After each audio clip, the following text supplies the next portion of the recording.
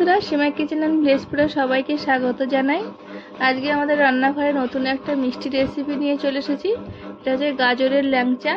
তো সহজভাবে আপনাদের আমি গাজরের ল্যাংচাটা করে দেখাবো।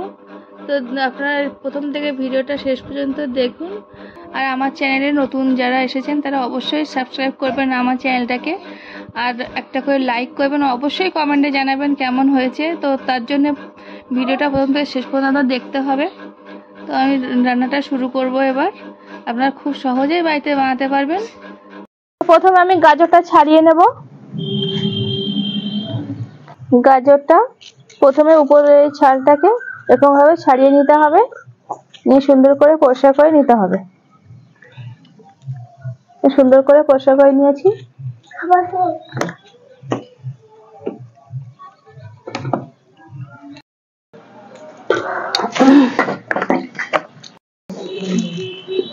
গাজরটা ছাড়িয়ে পরিষ্কার করে নিয়েছি, এবার এরকম কুড়ে নিতে হবে।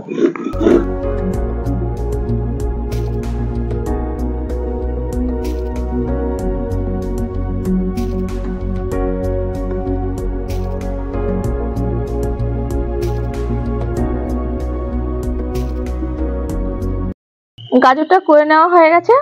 এবার এটাকে মিক্সিতে দিয়ে ভালো করে পেস্ট করে নিতে হবে। শিলে বাটলে হবে, কিন্তু মিক্সিতে দিলে ভালো পেস্ট হবে, তাই এটা আমি মিক্সিতে করে পেস্ট করে নেব।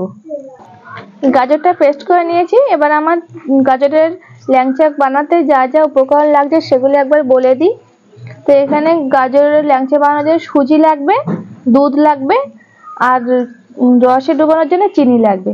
তো আমি এখানে একটা কাপ নিয়ে নিয়েছি। মাপের সুবিধার জন্য আপনারা একটা কাপ নিয়ে নেবেন, যে কোনো ধরনের মাপের কাপ। তো এই কাপের আমি 1 কাপ এখানে সুজি নিয়েছি, আর একই কাপের 2 কাপ দুধ নিয়ে নিয়েছি। প্রথমে কড়াইতে একটু ঘি দেব, দিয়ে সুজিটা ভেজে নেব।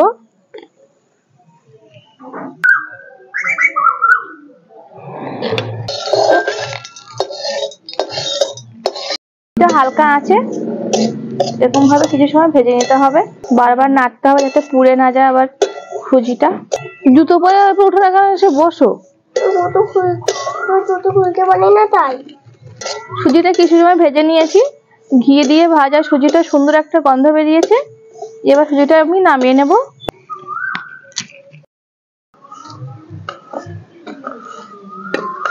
কড়াইতে আবার একটু ঘি দিয়ে দেব গাজরটা ভেজে নেওয়ার জন্য।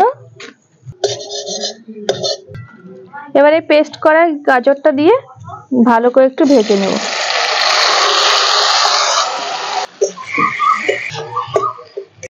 গাজরের জলটা শুকনো হওয়া পর্যন্ত গাজরটা এভাবে ভেজে নিতে হবে। গাজরটা সুন্দর করে কষিয়ে নিয়েছি, গাজরের জলটা মরে গেছে, শুকনো শুকনো করে ভেজে নিয়েছি। এবার এর মধ্যে দুধটা দিয়ে দেব।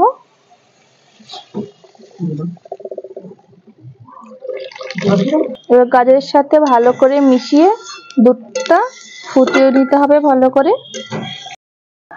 দুধটা ফুটে উঠেছে। এবার এই সময় দিয়ে দেব ঘি ভেজে রাখা সুজিটা। 1 কাপ সুজি দিয়ে দিচ্ছি। সুজিটা দিয়ে একটু ভালো করে নাড়তে হবে, নাহলে এক জায়গায় দলা বেঁধে যাবে। এভাবে নাড়তে থাকতে হবে। হ্যাঁ,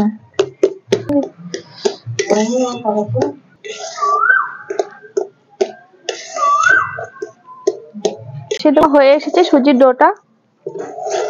এটা নামিয়ে নিতে হবে। ব্যাস,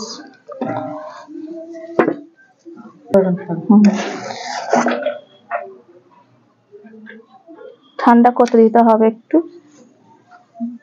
এইভাবে ফেলিয়ে রাখবো, ঠান্ডা হয়ে যাক, তারপরে হাত দিয়ে এটা ল্যাংচার শেপ দেব। ঘি দিয়ে দিলাম, আর এখানে দাও। ব্যাস, ঘি দিয়ে ভালো করে এবার ব্যাটারটা মেখে নিতে হবে একটু।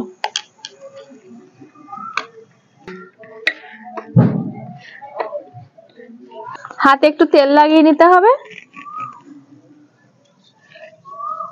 নিয়ে ল্যাংচার শেপ বানাতে হবে। দোকানে যেমন ল্যাংচা দেখতে হয় লম্বা লম্বা, ওরকম করে ল্যাংচা বানাবো। এখনই কত সুন্দর গন্ধ বেরোচ্ছে। বাড়িতে বানিয়ে দেখবেন, এরকম সুন্দর গন্ধ বেরোবে, আর কি দারুণ লাগছে এখন, তাই না আসলে? এখনই গন্ধটা ভালো বেরোচ্ছে। এভাবে বানাবো।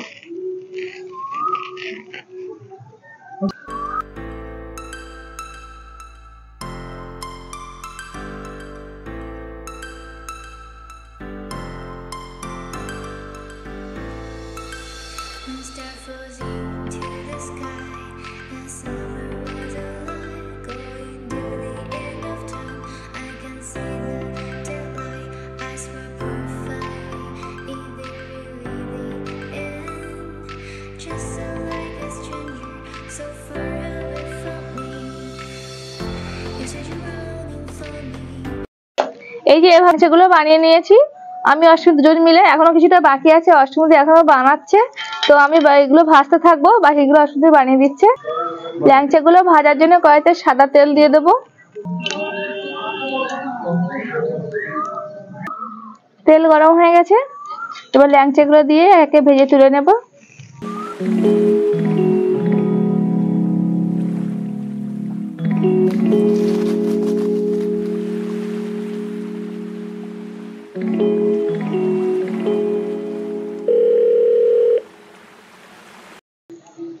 এখন লাল লাল করে ল্যাংচাগুলো ভেজে নেব। এটা তুলে দেখাই তাহলে বুঝতে হবে কি সুন্দর হয়েছে ল্যাংচাটা। ল্যাংচাগুলো পারফেক্ট ভাজা হয়ে গেছে, সুন্দর করে ভেজে নিয়েছি। এবার এগুলো তেল ছাড়িয়ে তুলে নেব।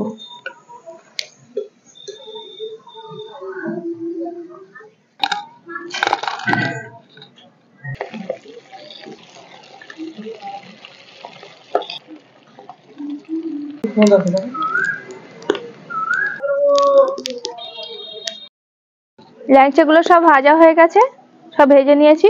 এবার চিনির শিরা তৈরি করার জন্য আলাদা একটা কড়াই বসিয়ে দেবো। চিনির রসটা তৈরি করব। 1 কাপ চিনি দেব।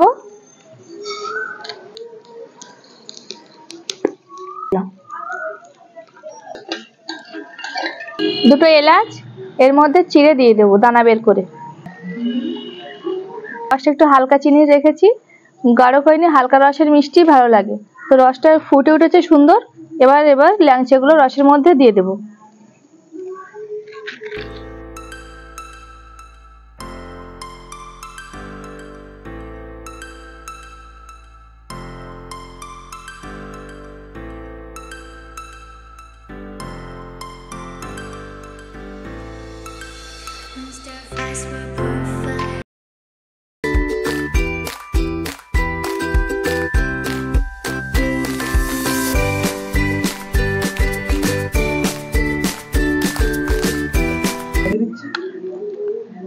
দোকানের মতো একদম পারফেক্ট নরম তুলতুলে হয়েছে, সুন্দর দারুণ টেস্ট হয়েছে।